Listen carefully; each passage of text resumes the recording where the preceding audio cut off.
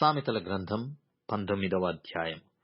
బుద్ధిహీనుడై తన పెదవులతో మూర్ఖముగా మాటలాడు వాని కంటే యథార్థంగా ప్రవర్తించు దరిద్రుడే శ్రేష్ఠుడు. ఒకడు తెలివియుండు లేకుండుట మంచిది కాదు. తొందరపడి నడుచువాడు దారి తప్పిపోవును. ఒకని మూర్ఖత వాని ప్రవర్తనను తారుమారు చేయును.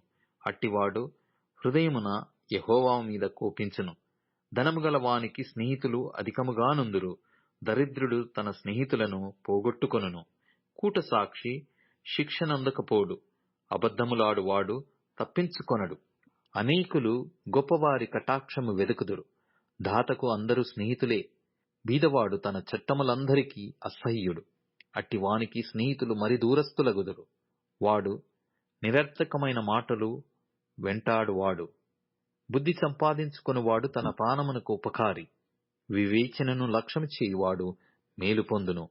కూటసాక్షి శిక్షనొందకపోడు. అబద్ధములాడువాడు నశించును.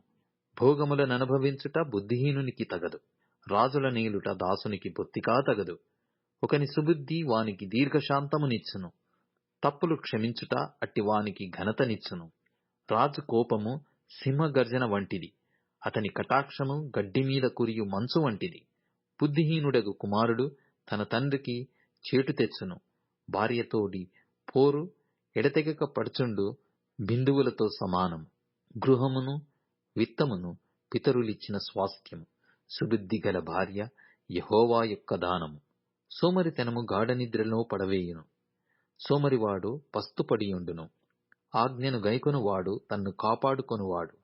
తన ప్రవర్తన విషయమై అజాగ్రత్తగా నుండువాడు చచ్చును. బీదలను కనికరించువాడు యెహోవాకు అప్పిచ్చువాడు.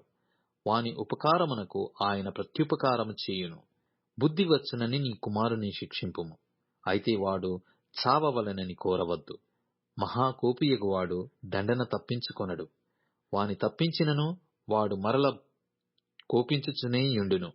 నీవు ముందుకు జ్ఞానివగుటకై ఆలోచన విని ఉపదేశమును అంగీకరించుము. నరుని హృదయములో ఆలోచనలు అనేకములుగా పుట్టును. యెహోవా యొక్క తీర్మానమే స్థిరము. కృపచూపుట నరుని పరులకు ప్రియునిగా చేయును. అబద్ధికుని కంటే దరిద్రుడే మేలు. యెహోవా యందు భయభక్తులు కలిగియుండుట జీవసాధనము. అది కలిగిన వాడు తృప్తుడై అపాయము లేకుండా బ్రతుకును. సోమరి పాత్రలో చెయ్యి ముంచునే గాని తన నోటికి దాని తిరిగి ఎత్తనైనా ఎత్తడు.